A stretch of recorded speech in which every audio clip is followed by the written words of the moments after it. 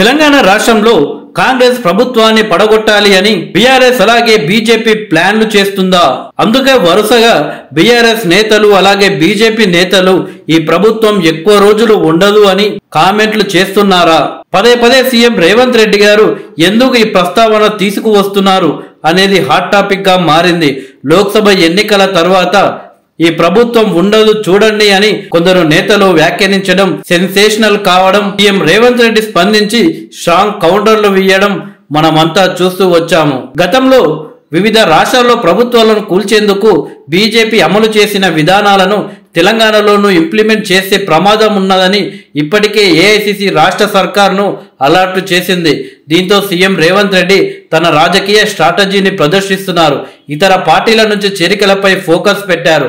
ఇప్పటికే ఓ సిట్టింగ్ ఎమ్మెల్యేను చేర్చుకున్నారు.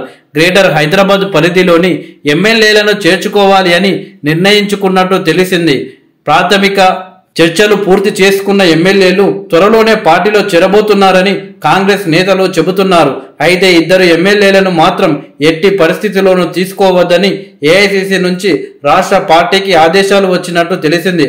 ఆ ఇద్దరు ఎవరనేది ఇప్పుడు ఇటు కాంగ్రెస్ తో పాటు అటు బీఆర్ఎస్ లో హాట్ టాపిక్ గా మారింది. దీంతో పాటు జిల్లాలోనూ మరికొందరు ఎమ్మెల్యేల చేరికలకు రంగం సిద్ధమైనట్టు తెలుస్తుంది. పార్లమెంటు ఎన్నికల లోపు పేజీల వారీగా ఎమ్మెల్యేలను చేర్చుకుంటామని కాంగ్రెస్ నేతలు నొక్కి చెబుతున్నారు. బీజేపీతో పాటు కేసీఆర్ కు రాజకీయ దెబ్బ రుచి చూపించేందుకు తాము రెడీగా ఉన్నామని సీఎం రేవంత్ రెడ్డి ఆధ్వర్యంలో తమ పదునైన వ్యూహాలను ప్రయోగిస్తున్నట్లు రేవంత్ సీక్రెట్ ఆపరేషన్ టీం కు చెందిన ఒక కీలక నేత చెప్పారు. సిపిఐతో పొత్తు పెట్టుకొని కాంగ్రెస్ అసెంబ్లీ ఎన్నికలకు వెళ్ళింది. ఈ ఎలక్షన్స్ లో కాంగ్రెస్ 64 గెలవగా సిపిఎం 1 సీటు మాత్రమే గెలుపొందింది. దీంతో కాంగ్రెస్ కూటమికి ప్రస్తుతం 65 సీట్లు ఉన్నాయి. బీఆర్ఎస్ 39, ఎంఐఎం అలాగే బీజేపీ కలిపి 15 మంది సభ్యులు గెలిచారు. అయితే బీజేపీ బీఆర్ఎస్ కలిసి ప్రభుత్వాన్ని పడగొట్టాలి అని చూస్తున్నాయనేది కాంగ్రెస్ వాదన.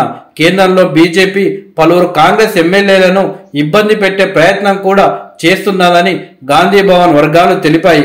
దీంతో బీజేపీ బీఆర్ఎస్ ల ఆపరేషన్ కు చెక్కు పెట్టేందుకు కాంగ్రెస్ పార్టీ బీఆర్ఎస్ ఎమ్మెల్యేలను చేర్చుకోవాలని ఫిక్స్ కావడం గమనార్హం. రాష్ట్రంలో పవర్లో ఉన్నందున ఈ టాస్క్ ఈజీ అని పార్టీ బలంగా నమ్ముతుంది. పార్టీ ఫిరాయింపులపై గత ప్రభుత్వంపై కాంగ్రెస్ అనేక సార్లు విరుచుకుపడింది.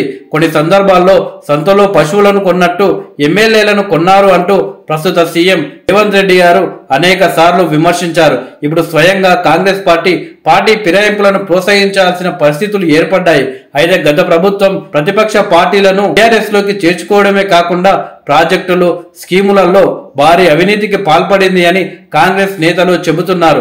రాష్ట్రాన్ని ఏకంగా 9 లక్షల కోట్లు అప్పుల్లోకి నెట్టేసిందని మండిపడుతున్నారు. కానీ తమ సర్కార్ అలాంటి విధానాలను అనుసరించదని ఓ ఎమ్మెల్యే చెప్పారు.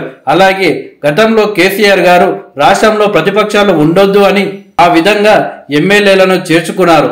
కానీ ప్రస్తుతం మాత్రం తెలంగాణ ప్రజలెన్నుకున్న ప్రజా ప్రభుత్వాన్ని కూల్చాలి అని బీఆర్ఎస్ అలాగే బీజేపీ వాళ్ళు చూస్తున్నారు. ప్రజా ప్రభుత్వాన్ని కాపాడేందుకు మేము ఈ విధంగా అడుగులు ముందుకు వేయాల్సి వస్తుంది అని కొందరు కాంగ్రెస్ నాయకులు అంటున్నారు.